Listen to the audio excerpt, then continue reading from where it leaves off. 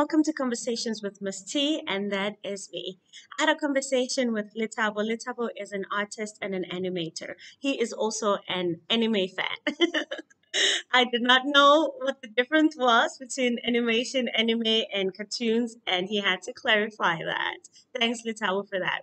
Okay, so I just want to share something with you. I have a grade one student that sits right in the front, and I was teaching, and he was busy playing with his jacket. Right, he kept on folding it and unfolding it, and then eventually he folded it in like a roll. So I took that and I was like, "Oh, is this your baby? What is your baby's name?" And then my student goes, "Toilet." I'm like, "Hello, toilet." So yeah, my kids probably think I'm a giant comedian. It is what it is. Thank you so much, guys, for tuning in, and I hope that you enjoy this. This is the first time I actually see your face. Yeah. I normally hide my face. I hide behind the art and stuff. Yeah. Yeah. Okay. Do you want to introduce yourself? Like, tell me what's up. Who are you? Who am I? That's a very good question. I don't know. I actually don't know. This guy. I honestly, I don't know who Lethabo is besides art. That's basically, I have no idea. You know, Lethabo, if a specific person watches this, they will take you to a special place because you don't know who you are. No, okay. I don't. How do I put it? I mean, let me just say, I don't know what my life is without art. Let me just put it like that. Okay, that's So fine. basically, Lethabo is art in a way. Okay. I mean, Yeah. I respect that. But let's talk about like, you know, when you were born, how old you are, and your siblings and all the other things that don't have Oh, anything to okay. do with art for now, because we're definitely gonna get into Okay. art soon. Let's see. Okay. I have one name, just Lethabo. My surname is Mamosebo. I'm Betty. Kudu kudu kudu. Yeah, I'm don't do that. Okay. Sit down. Sarah's face. Yeah, but yeah. Good, yeah. So I'm turning 26 in November. I'm the third of five kids. Yeah, my parents have five kids. Nice. My dad just turned 40 a couple of weeks ago. No, 50. Why am I saying 40? Jesus Christ. My dad just turned 50 a couple of days ago. Yeah, so yeah, I'm the third of five kids. I'm the firstborn son. I have two older sisters and two younger brothers. Okay. Where did you go to school? High school or just for what I'm doing You know now? what? High school, we don't have time for primary stuff. I started high school in Tisha King Learning Academy. And due to some stuff, I left and went to Ivory Park Secondary School. Are you ready to unpack what the stuff is?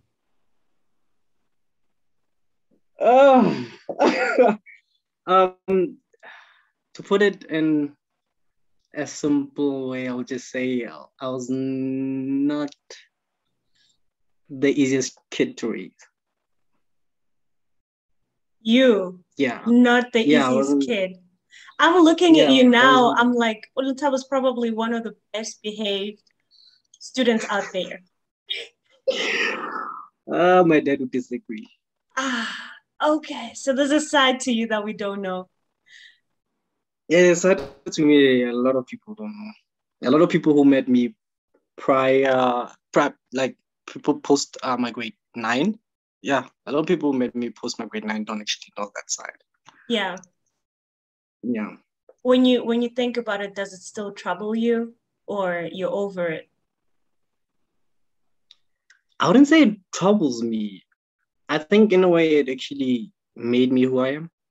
I had to go through those stupid decisions and all those other ruffian decisions and bad decisions I made back then to mold me and shape me to the character I am now. You know? Mm-hmm. Yeah. Yeah. I wasn't the nicest person. I was kind of violent, stole a lot. Um, so yeah, those I went through that phase, and I don't know when, but somewhere along my teenage years, I just figured, not this. I'm going to go with this direction, and it kind of helped me. Mm. Changing Yeah, environments, I know that helps a lot. Yeah. yeah, Yeah. it. What led you to stealing? Honestly, I don't know. I started at a very young age, so I have no idea. Yeah. Was it I was it a have need? no idea. You guys were not in need, right? It's not like you were overly poor. We were not overly like I wouldn't say slept with not eating. I didn't have that. I didn't have that. I don't know. It was just I have no good reason to tell you why. Yeah, It's yeah. just something that just happened. Okay. Well, I'm glad you got over your thieving phase. Yeah,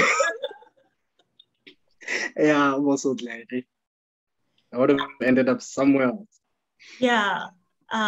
Okay. Well, thanks for opening up about that. And I'm glad that you're okay. You're in a better place. So now you moved to a new school, and then how was that for you? It was an interesting experience actually. It was both weird and nice at the same time. Um, just to give you a background, the school I went to, my mom was the principal. Ooh. Yeah, so I had to, I think that's what led to the change of behavior Right, because if I did something wrong, I would get extra attention from everybody right. because I'm the principal's son. Yeah. So that's what I'm saying. It was both weird and a good experience Mhm. because the school I went to it's basically in the slums. Okay. So I got, I got to meet people who I didn't think I was privileged until I went to that school. And then Yeah. I got to meet people from backgrounds than me.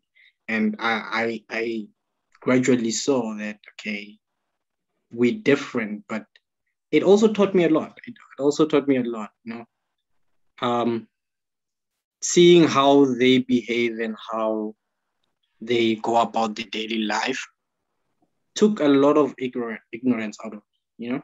Mm, mm. Um, I would say right now I'm more inclined to befriending someone who's from the slums than someone who's from the suburbs. I don't know. It's just the way of thinking, uh, as opposed to the ways a kid from the suburbs thinks. It's totally different, Mm. you know. So a lot of the way I think and a lot of my behavior patterns reflect the environment I was in back then because I got to spend a lot of time with them, you know. Yeah. Yeah. So I learned to respect them for who they are instead of what they have. Wow. So, Yeah, it brought about like a sense of humility and also gratitude. You're saying those are the things that actually changed yeah, your a lot. life. Yeah. Yeah. Yeah. Wow. Okay. Um, Mm. so now you matriculate. What next? Actually, my parents are like strict black parents, like super. Actually, especially my dad. My dad was super strict back then. So when I matriculated, I remember matriculate year. I actually applied. I applied for fine arts or multimedia because I've always been an artist. I've always loved that side of it. You know, since I was a kid, Mm, I always knew that one day it's either I'm gonna do cartoons or I'm going to draw. That's all I saw right. in my mind. Right. And when I reached matric, um, you know that question when your parents go, so what now? What do we do Yeah. now? Yeah. And I was like, okay, I'm gonna do this. I'm gonna do fine arts, or I'm gonna go into animation. And the first question my dad asked me was, are you gonna be independent in that? Are you gonna be able to start a business in that? And Sustain yourself. Yeah. I never thought about that. You know, when you're thinking about a career, you're thinking go to school, get a job. You never think about it as go to school and start a business. So it kind of hit me. Um, he swung it around me, so I didn't know how to answer him. Because of that, he was like, "No, you're not gonna do that. We rather do that." So he wanted me to go into construction. He said I should do construction or civil engineering just to meet halfway. But I wasn't happy with it, and um, sometimes I would rebel in a certain way. So what I did was I never applied. Just to spite him, I didn't apply for varsity. And when when the beginning of the next year came, and other kids were going to school, they were looking at me like, okay, like you never told us about school fees or tuition fees or anything. We never had anything from you. What's going on? And that's when I was like, I didn't apply. And obviously you get a scolding from your parents. And my mom being a principal back then, she had connections almost everywhere in the education department. She was like, I'm gonna get you to school whether you like it or not. Whether it takes me a month or I'm going to get you into a school. And then she started calling people. And I don't know if it's likely or what, but um when she was at school, she got a call from a company, an explosive company, an explosives company. And it was like we want to um, enroll kids in our learnership program. So if you have kids who are unprivileged enough to go to varsity now, can you send them our way, provided the kids did maths and science? And well, somehow she stuck me in there. And I had no choice because she literally drove me there. She drove me to the gate and said, go in. And I don't even Love remember your mom sending a CV. already, bro. I didn't even have a CV or anything. I just got there and they said interview. I got into the interview. And when I got there, I don't know that it was the weirdest thing that happened that day. I got there and a lot of candidates were just sitting there. So it's people who've been doing chemical engineering, chemical operations. So people with actually good resumes, people who have diplomas, degrees, and qualifications, stuff like that. And here am I with my matrics certificate. And when they were busy with interviews, the CEO came, a man named Richard. So when we was walking in, I don't know why, but I caught his attention, and he was like to the receptionist, "I'll take that boy and I will tell you." And I got interviewed by him. And when you got there, it was just, nah, man, I'm not gonna ask you a lot of questions. I just want you to be yourself. Just let's just have a one-on-one. Let's just talk. And we spoke about everything and anything. Started talking about businesses and stuff like that. I don't know why, but we started talking about businesses and other stuff. And he was just like, thank you. And showed me the door. That was it. I left. A week later, I got a call saying that we have a second phase of an interview. It's a written test. And I got there and they gave me these two question papers. So it was a math question paper and a chemistry question paper. And the math was standard. It was an okay level of math. The difference now was the chemistry paper, because it was varsity chemistry now. It was a different chemistry than I've seen from my high school life. And I just wrote based on what knowledge I had. And I think it was 2 days later, I got a personal call from him again, Richard. And he was like, "You're the boy I interviewed." And I was like, "Yeah." I was like, "Yeah." And he said, "I have your results for the both tests you wrote." And I was like, "Okay. Could you come and to the office and see me?" And when I got there, he handed me the question papers, and I don't know why or how, but I got literally the highest score out of everybody who was there. Qualified people, and I was nice, bro. Nice. Yeah, so I got hired, did the leadership program, but I never actually got out of that I want to be an animator thing. So while I was still working there, I used to like go with my laptop or my drawing books, and I would just draw. And I remember I had a conversation with this older man, and it's like, I think I was 19 turning 20. Yeah, I was 19 turning 20, and he's like, rather do mistakes now than regret them in the future. Because right now I can see your heart is not here. Yeah, it's fine. You're working, you're getting a salary. You People your age are at school. They don't even know a paycheck. It seems nice, but if your heart is not there, you'll regret it in the future. So just go do what you want. And if it's a mistake, it's a mistake. You're young enough to learn from your mistakes now. You don't want to be 35 and then now starting to want to explore your options. Rather explore your options in your 20s, and then when you reach your 30s, you know exactly where you're going and what you want. Right. And I took it to heart. I planned that I would go to school and work at the same time, go part-time at school. And it didn't work out that way. The reason it didn't is we were doing an unveiling at home. We just finished my grandmother's tombstone. So I asked for a week off so I can prepare, because I'm the oldest son, and my siblings at the time were only like 6, 7, and the other youngest 3 years old. So I couldn't. So I left. I went to Limpopo. I got there and prepared everything. The unveiling was supposed to be on Saturday.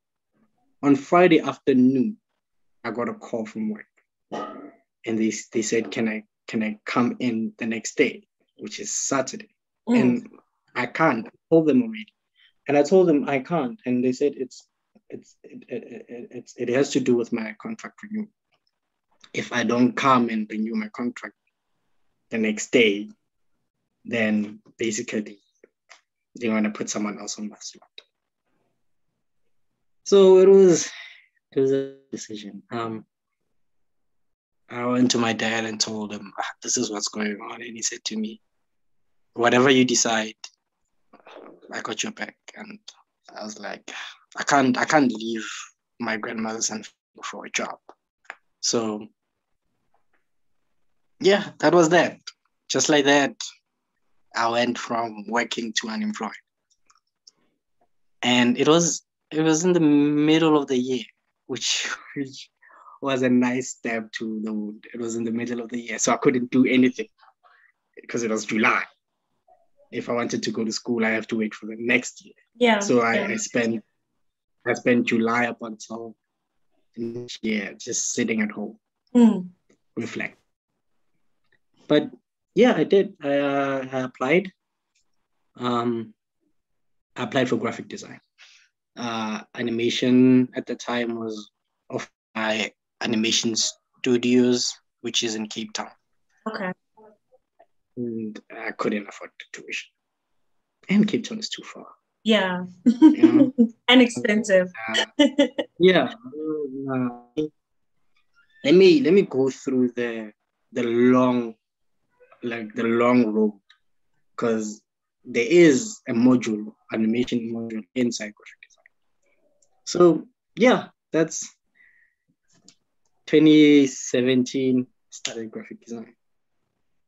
Yeah. And so Just like that. you've been doing that for a bit now, right?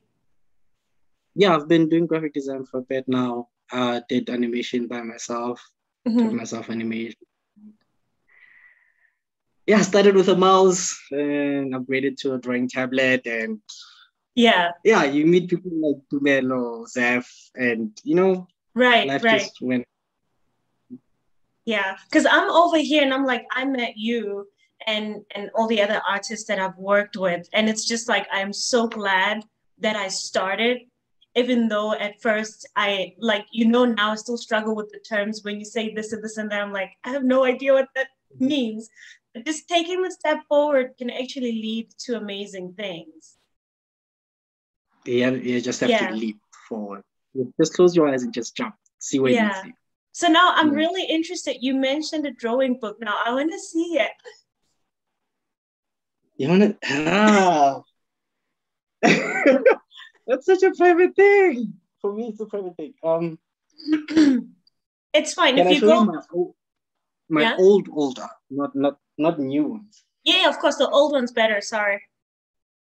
Uh, Holy Book of Memories. Ah, it's huge. I didn't know they had pocket files that big. So this was before I got taught how to draw. So this was way before I did my course, because I never had a drawing teacher since Right. before that. Actually, almost had a drawing teacher, and I think I was what, grade 5. I started drawing in grade 3, and in grade 5, I thought I was good enough. And there was an art club at school. It was led by this other lady. I don't remember her name. It was led by this other lady, and I remember going to her and showing her my work and saying, "Can I like apply to join for the art club?" And she said I was not good enough. I was in grade 5. Ouch. I was in grade 5. That's stung. That I can literally. I went imagine, home bro. crying. I can I imagine. went home. I went home crying. I'm glad it didn't stop you though. I had a brilliant class teacher actually. You cannot remember me of her. She was this short, nice lady. She was super nice. I'm not short. I'm She's very tall. no. I'm not saying you're short. I'm just saying, like your characters just you remind me a lot of her. Yeah. So when okay, I have Okay, wait, dyslexia. Let's just get wait. that out of the way. Before I'm we I'm talk dyslexic. about before we talk about your teacher, I want to see the art first because I feel like we will continue talking about that and then it will spark up another interest and Hey, another forget. question and then we forget. Okay, so let's see. Okay. Okay, so I have these. Okay, let me take it out of the set. I would just like. I like how organized you are, bruh. Oh, that's cute. Yeah. Yeah, so this Okay. was done with a pen. Yeah. They were pen sketches. And I have this. Is So that it's the a brain? brain. Brain with Yeah. spider webs. Yeah. I don't know. Okay. I think it was supposed to. I was spiting someone. I was saying they don't actually use the brain. So, so yeah, that's hence the spider webs. Sorry, say that again. I missed it. I was saying to someone they don't use their brain as much. Oh, so So it's there's like basically no activity. Right. so it's accumulating dust and covered by Yeah. spider webs. Wow. Okay. It's interesting. Let me see And that red one. Oh my I goodness. have this. These Lethabo, were all wow. done That by. is a wild imagination. Uh-huh. What's the story behind that one? It's, you're gonna literally make me go through all of these things and tell you the background stuff. Um, I think I was going through a big breakup. Yeah, it was a breakup. It was a breakup phase. So it was love is evil type of thing. Hence Ah, the heart and the skull inside the heart. wow. Yeah. Okay. So you didn't even stick to like a simple broken heart. No, you just had to. Wow. You have to go extra. I Yeah, no, mean, everybody does a broken heart. I mean, that's generic yeah. right now. Yeah. Okay. Okay, And, let's see the next one. and we have one of my favorites. Ooh. Is that a hole? Yeah, and it's falling into it. Um, I was going through some stuff. I was literally going through some stuff. And one thing you'd notice about almost every artist is we don't normally speak to people about our issues. We express our issues in our art, but most of the times it actually kills us inside because it never goes away. You might think it went away, but something will trigger it and it will still come back. And for a while, actually, for a long time, it was a struggle of mine that almost every year I would go through that depression phase where I don't want to be with anyone, I want to be alone and stuff like that. And it wasn't until recently, yeah, it's only until 2019 that I managed to let go of all of that and start expressing how I feel and telling people how I feel and stuff like that. So prior that, I'd lock myself in my room, just avoid everybody. Hmm. So yeah. And then we have Oh my my goodness. depression. Ah, with the Yeah, skulls. yeah, you follow a Oh, trend. It's a oh my trend. goodness. Oh, okay. Put that away. Oh, And then we have the more colorful ones. oh, what is that? What is that meant to be? Those are headsets. Huh? The headsets. It's headsets. Oh, couldn't recognize that. I was picturing a cactus. Oh, okay. Oh, Um, oh yeah, I see it now. Now that you mention it, I see it. I love that. I love that. Yeah, okay. yeah, this was my happy days. Hence colorful. I like your happy days better. Yeah. And we Okay, have a a rooster. yeah. And then There's no story behind the rooster. I was just happy. You know, when I'm happy, I just literally just draw whatever that comes to me.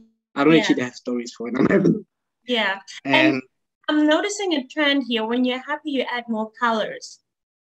yeah, Wow. when I'm not, it's just black, Yeah. black, black, black with red sometimes. And we have Oh God. You know, this reminds me of mm-hmm, Billie Eilish. I don't know if you know her. I think it's Billie yeah, Eilish or Eilish. You know her, right? yeah, Billie Eilish, yeah. Yeah. In one of the videos, she's actually like crying, like a blue Mm-hmm. sort of painted tears, something like that. Tell me a story behind that. This was just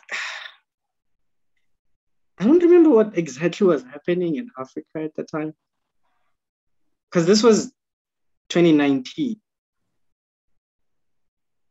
I'm not quite sure what was happening, but it was sort of like Cry for Africa type of Mm, drama. mm. Wasn't it Yeah, xenophobic attacks and stuff? I think so. I think it Mm, was part of the public attacks, and then that's basically what I mean. It's actually one of my friend's favorite drawings, mm. one of her most favorite drawings. And we have the generic ones. Okay, another broken heart. Okay. Yeah. Gosh, So if you see women have done the if you, most, huh? if you see a heart, just know, yeah. I get it. I get it. I get Yeah. it. And we have this one as well. Oh, oh my goodness. Okay. Yeah. Now I want And to talk then about that one because that one actually screams, I'm heartbroken. What happened? yeah, Who was the girl? What happened? Well, don't mention any names, okay? I'm not. No. Um, I think it was 2018. I went into that hole again. And my then girlfriend, you would expect someone to actually just be there for you, especially if you explain to them, I'm feeling like this, and I'm going through this and this and this. You'd expect someone who like literally you call your partner, and you'd expect them to like literally support you and be with you during that time. And she broke up with me. Yeah, via text. Ouch. Well, What was her reason?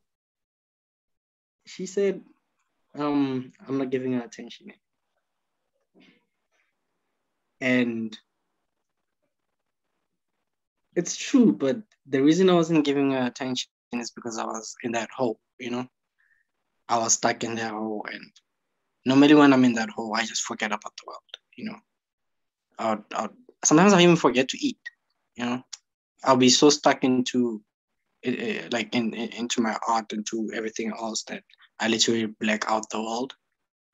It doesn't exist to me. So I understand where she comes from when she says I wasn't there for her. So I kind of forgave her when I finally like just came out of that. I forgave her, and I just moved on.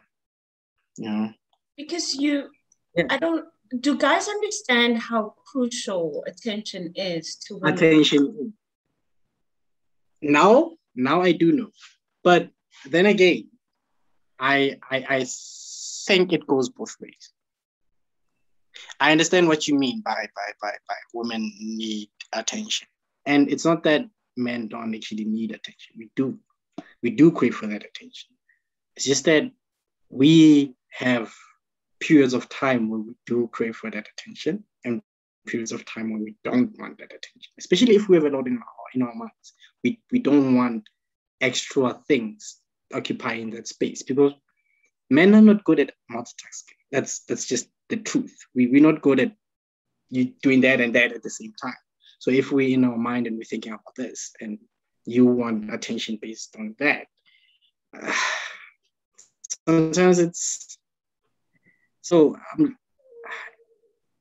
And also, women do it. You guys, not. I don't want to say you guys, but okay. a lot of women do women abuse. They abuse that we need attention, because as much as if you need attention, you also have to give attention. You can't expect someone to give you attention if you're not giving them attention. But I think women are so used to men chasing after them that they feel like they have gained the right to attention without bestowing it onto someone else. They just expect us to just give them or shower them with attention without reciprocating it back. Yeah. And it doesn't work like that. And a trend with most of my breakups is based on that they'll break up with me because of that lack of attention thing. But it goes both ways. Someone will break up with you saying you're no longer calling as much, you're no longer texting as much, you're no longer doing that as much, you're no longer doing that as much. And in my mind, I'm like, okay, if I'm busy, like now, when I'm busy with your project now, most of my attention is on that project, right? Because I want to finish it. I want to finish it while I'm still in that. I want to finish it. Right. Before the interest fades, right? Because the interest can fade. Yeah. It does fade, So most of the times I'll be busy. If I'm used to calling you at 9:00, maybe I'm still in that element during that time, and I'll call you at 11, and at 11 I'm tired. I'll call you for the next 20 minutes and say, no, I want to sleep. That is not me not giving you attention. That was me being busy. If you need me, or if you want to give me attention at the time, why not you call me? I'm not going to say to you, I'm too busy to talk to you. Do you understand what I mean? Yeah. A lot of women wait for the man to do their calling or to fish out that attention first, for them to actually get attention. Right. They want the man to text first. They want the man to call first. They want the man to do this first. But it doesn't work like that. If you're in a relationship, you do it equally. If he doesn't call and you want to talk to him, call him. Don't wait for him to call. and then be mad that he didn't call when you wanted him to call. It's the weirdest thing ever. I Because people will know. tell you, they'll tell you, you don't text me anymore. And I'm like, I mean, if you wanted to talk to me, why not text me? If I don't text, it means I'm busy with something. If you want me to talk to you, talk to me, I'll talk to you. Do you understand what I Yeah, mean? But they expect yeah. you to know when you're supposed to do that, which is not Um, fair. I think I've gotten to a stage where, as you can tell now, like internally, I have so many things to say as a woman, but I've gotten Mm-hmm. to a stage where I've learned to listen because I think that, like you said, we tend to think if there's a problem in a relationship, then it's just the man, and Mm-hmm. it's your responsibility to fix it. Now, it did not really take relationships to like fix me, but it took male friends for me to be like, okay, you know what? Listen, you don't know everything. How about you just sit down and listen? And now that I'm listening, I'm like, I'm learning something. Yes, yes, I do have points to make as well. But I'm like, let me listen. Let me see where I went wrong. Let me see what I can fix as a woman. Let me see what my contribution to the matter is. So that's why I'm just like, Mm-hmm. I don't know if you fear right now, like, vocalizing what you think because you don't know if I'm going to have an attack. I'm just letting you know that I'm not going to. I'm actually just going to listen and ask questions because this is a learning opportunity for me, you know? Yeah, I hear you. So, so tell me one more thing that you struggle with when it comes to relationship with females. Okay, I don't struggle with it now. Um, but most of my previous relationships, I would say arguments. You know, I'm not saying a relationship is not supposed to have arguments. It is, but there's a certain way of going about it. You What know, is that way? What is that way for you? I don't know if it's for all men, but the majority of men, we can't handle being shot at. It's for us. It's I don't know if it feels like disrespect or it feels like I don't know what, but we can't handle being shouted at. We listen better if someone is monotone. If you're monotone with us, we're going to respond nicely. But if you start shouting, then it's like you're challenging us to shout back. And men can't shout for as long as women shout. A woman can shout for hours and hours. We can't. I can shout for 10 minutes before I get irritated. You know, Yeah. I can shout only 10 minutes, then get irritated. Then I have that quiet moment. And if it still persists, then it's a challenge to me that, okay, you need to make this quiet. Do you understand what I mean? Yes, yes. No, I get what you're saying. So a lot of females, I get it. Maybe it's that thing that um, a lot of females are not heard. I understand that. You feel like if you shout, I'm gonna hear you because most of the times you feel like men don't actually listen to what a woman has to say. I understand that, but there's something about a woman who can actually sit down with you and be like, okay, you know what? This and this and this happened. I don't like this. Can we do this and this instead? There's a certain appeal to that kind of woman than a woman who just starts shouting. Because most of the times when you shout, you're not actually making any points. You're just making noise. Do you understand what I mean? Someone will Just shout at you making and then noise. I get it. I get it. it's just noise. You're not being sane in a sense. You're just trying to make noise and aggravate me. So and I can't deal with being shouted. Yeah. I can't. Can I Mhm. can I ask a question? So you just mentioned something about sitting down with the man and explaining, what needs to be fixed. Say he doesn't do as is being told. What should Mhm. a woman do then in that instance? Okay. Sit down with him again? You can try sitting down. Okay? There's a difference. I think as much as I can't say every woman shouts, not every man is ignorant. It's an ignorance. If someone has been taught that a man's word is the final say, whether it's right or wrong, even if you sit down with him and say that, he's not gonna take what you say. You can manipulate him, you know. I don't know if men will want me to say this, but a man is weakest on bed when he's like laying down. That's when you can talk to him. Be like, okay, you know what?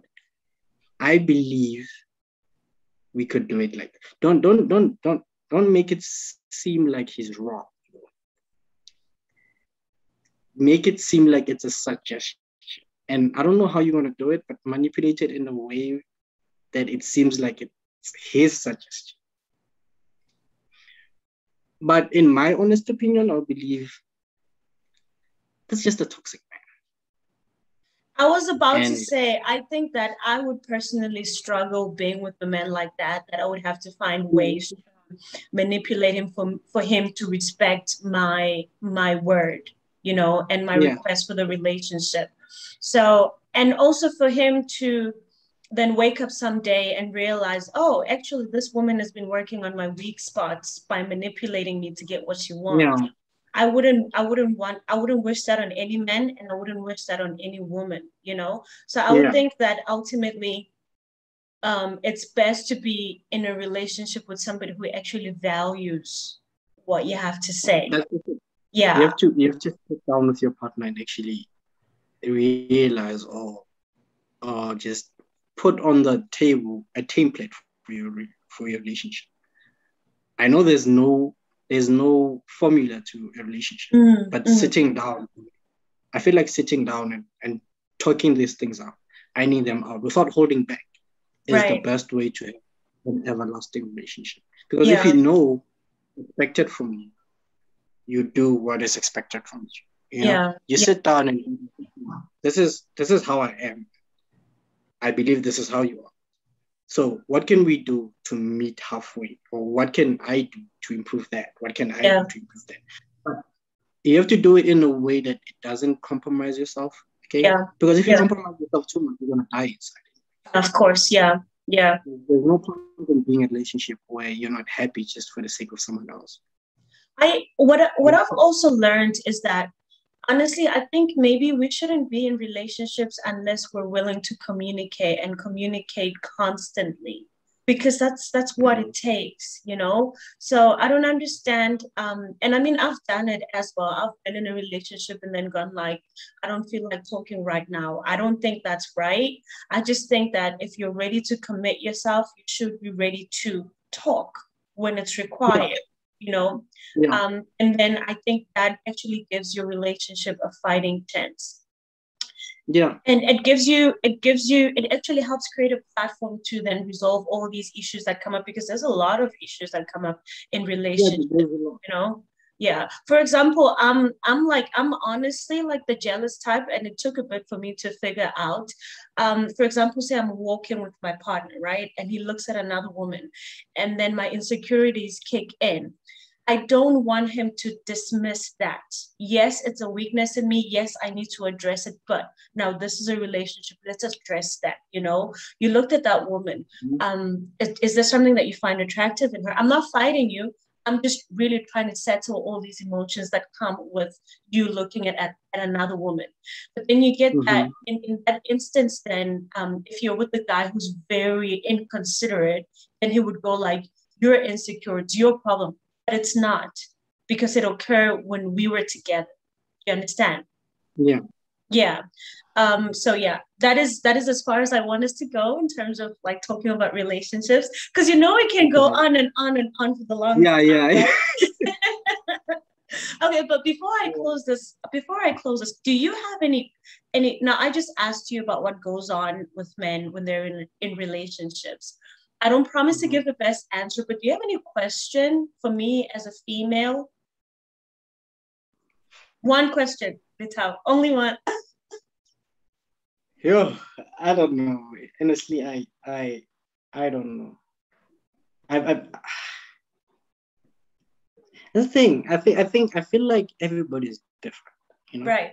everybody. super different. So you'd have to tailor yourself based on who your partner is. Yeah. You know, Yeah. it'll be wrong for me to formulate how to deal with my partner based on someone else because they're not that person. Yeah. Do you understand what I mean? Yeah. But So what there's some things that are really like pretty general across the gender. For example, now it feels like I'm forcing you to ask me a question. Okay, you know what, Lethabo, if you don't have a question, that is fine. We can let it go. yeah, I don't actually. The only question I don't know. I don't understand. The only thing I don't understand actually. It's why women are so concerned with looks. With what? And not guy like looks, your looks per se. Like why are women so insecure with how they look? And it's I don't know. It's kind of frustrating in a way for Mhm. us men because when a woman is, if you're not, we're not saying be overly confident about for you. Don't be that I'm pretty and everybody knows it.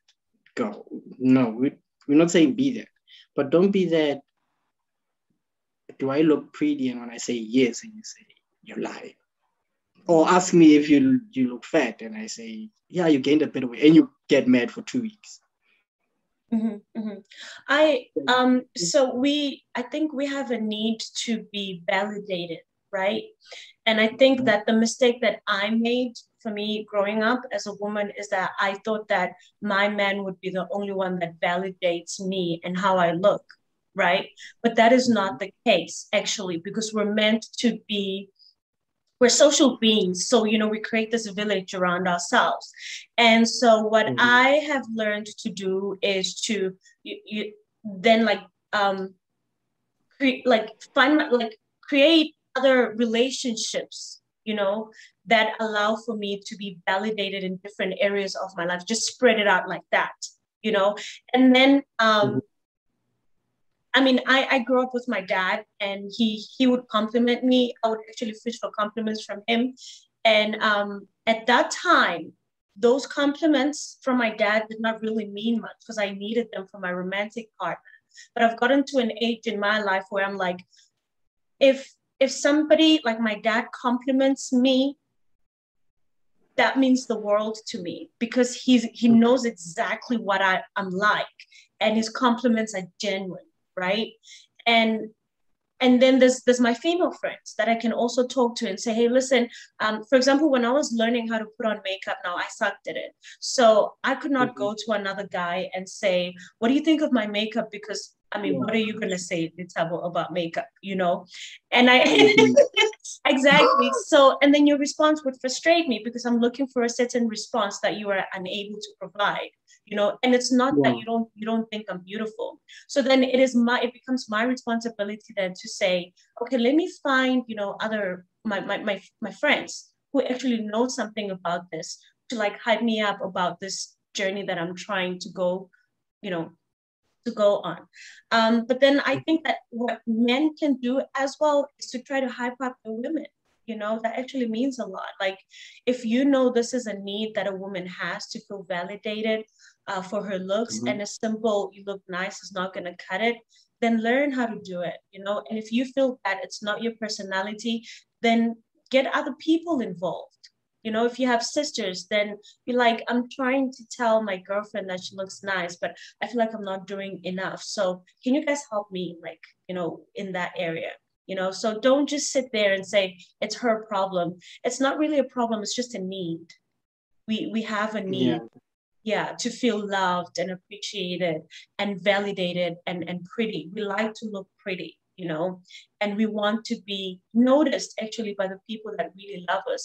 I think that part of the reason why, and I might be wrong, but I think part of the reason why some women go out there and fish for compliments from social media, fish for compliments, and then end up exposing their bodies and stuff. And I mean, you can do whatever you want. I think it's because they don't have like a nice circle of people that validate who they are without them compromising, the purity or the modesty and stuff like that, you know? So, Yeah. I mean, I try to be that woman. I try to hype up my friends, even with the littlest things. I would try to say, you changed your hair, you look amazing, and this and this and that, because I know that they have a need for that. So, and also like I talked about this with one of my students. It's an issue of self-awareness, you know. Mm-hmm. We have needs as women that we're not aware of. So when they don't get met, we don't know why, and it's frustrating. Okay. Never actually thought of it like that. Yeah. So if it also comes with age. That's why I like building relationships with women who are much older than me for me to learn, like what life is like, maybe what my life is going to be like 10 years from now and stuff like that. And also just to sit with people and talk, because, when you talk, it helps you also reflect and kind of find out who you are. Mm. And then I think I've screwed up. Like if you talk to my exes, I've screwed up big time. Like don't talk to them. But now I'm a little bit aware of what I need. And I think in realizing that, it made me aware that it's not only going to be my romantic partner that meets those needs. I need the whole village, you know? Mm. Yeah. Mm. Mm. Okay, I hear you. I hear you. Yeah. But I like conversations like these because you just told me something that I did not even know, and it's very eye-opening for me. And I think it's something that's going to help me in my relationships. I just told you something that you did not know. So Mm. maybe we should sit down if we're struggling with like something that we don't understand about our partner, maybe let's learn to ask questions. Say when you Yeah. do this, yeah, when you do this, you act like this and this happens. Tell me why. And then they will also probably realize I wasn't aware that I'm reacting this way. Yeah, it actually helps. Yeah. It actually Yeah. really, really, really. Yeah. Okay. Mhm. From our text, I realized I don't know the difference between cartoon, animation, and anime. Because I was like, I like Carmen San Diego, it's anime. You're like, no, those are cartoons. I was like, what? So what's the difference? Tell me. Oh, how do I put this? Okay, saying animation. Animation is a bracket. It's like it's just a bracket. It's like saying music. There's Okay. different Okay. categories. So Okay. when you're saying animation, we're just talking about everything, right? And in animation, we have different brackets. Hence, we have anime. So anime is Japanese. So your Dragon Ball, yeah, Ah. your Dragon Ball, your Naruto, your Pokemon, One Piece, that's anime. That's Japanese anime. Okay, Okay. now China is also jumping on board that wagon, and Korea is also jumping on board, and I think America also wants to do something like that. But anime is Japanese. That's why most of them they're all in Japanese. Right. Some are in Chinese now. China brought a new twist in it. It brought Yeah. a new style in it. It's mainly Japanese anime. And Okay. cartoons are just generic. Cartoons are like your Tom and Jerry, your SpongeBob. So like the You know, Western side of things. So yeah, and they yeah, okay. they just cartoon. Yeah, they for kids basically. That's why I said cartoons are kids. You know, yeah, they are adult cartoons. No, there are adult cartoons. Your Boondocks, Yeah, your Boondocks nice, my favorite. Simpsons, My favorite my favorite scene from Boondocks actually is the pimp named Slipback. Where Riley opens the door and says, "It's a nigga in a purple suit." And then Slickback goes like, "Hi, my name is a pimp named Slickback, and I believe Granddad that was I've misplaced some merchandise in this resident." And then Grandpa goes like, "Slickback's like, no, like, no, no, no, no, a no. pimp Okay. named Slickback." And then Grandpa's like, "That's what I said. Slickback's like, nigga, are you deaf? I'm a pimp named Slickback." Like a Tribe Called Quest. You say the whole Oh, thing. God. Wow, Don't ask me wow, how I wow. remember that line. No, actually, I love talking to people who actually remember lines from cartoons, anime, and stuff like that. It just it it, it I don't know. I feel like they might people. People who can recite lines Yeah. from cartoons, and I feel like they might people. I think me and Zeph got so close to each other. Why? Because we always spoke about anime. Right. You know, besides work and everything else, what me and Zeph would normally talk about was anime. Yeah, we talked about some personal stuff. We gave each other advice. Yeah. We helped each other with our art and stuff like that. But we clicked when it comes to anime. Right.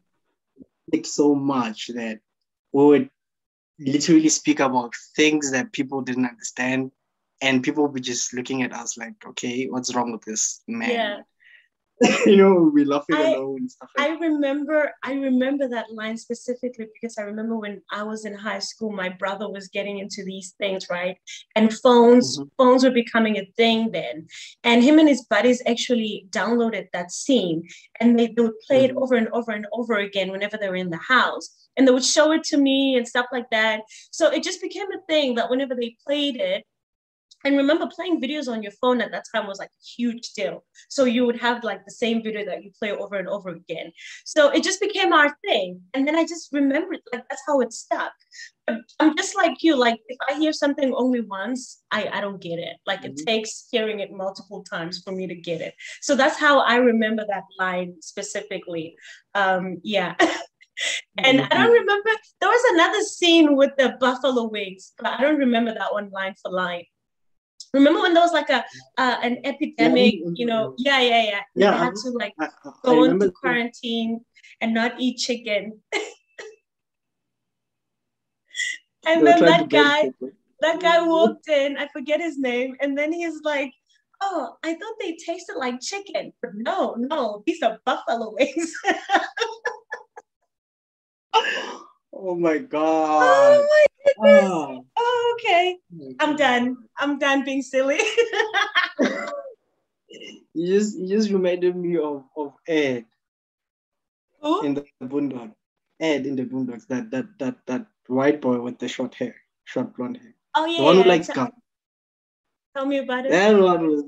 That one was the best character for me in the Boondocks. Like every time he would spew his mouth, he just I remember when he was explaining to Riley and Huey when they were in the car ride, Uh-huh.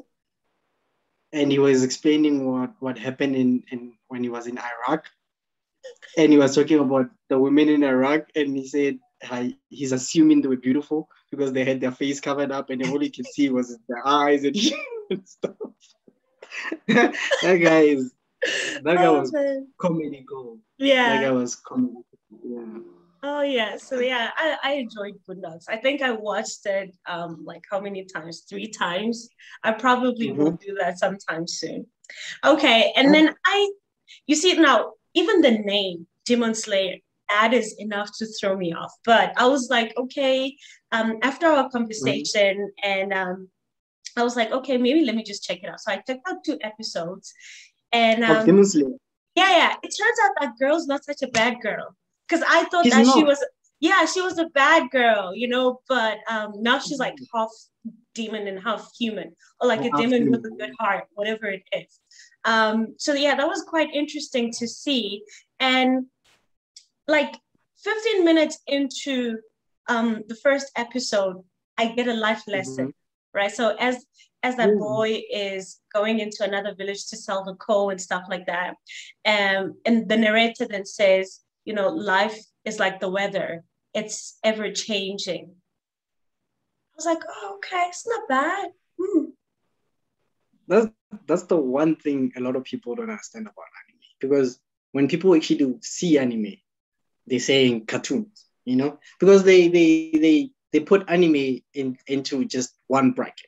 When you say anime to someone, they're just thinking about your Dragon Ball, your Naruto, and there's so many It classes of is. anime, and everybody has their own preferences. So like for one, I love isekai, right? Which one? Isekai. Isekai means reincarnation. Okay, okay. So reincarnation anime. So I love them, right? I love reincarnation because it just it illustrates change in a way. what would you do if you were put in a different world? You just woke up in a different world, a different power system, a different political system. What do you do next? How would you survive in that world? That's why I love isekai. But I also love shonen anime, adventure anime. I also love slice of life anime, where it's basically just watching a drama. Mm. You know, yeah, it's animated, but it's still a drama. And there's so many things that you can illustrate in animation that you can't illustrate in real life. Yeah. You know, there's so many filters in animations that there's so many filters in what you can show in TV when it comes to sitcoms and drama. But in anime, it's what you can illustrate. If you can illustrate it, it's there. You know, and I just immersed myself in anime. That's all I watch every day, all day. You know what that says about you and Zeph, right? What does it say? You know, I keep on asking. When you said that yesterday, I was like, what does it? What does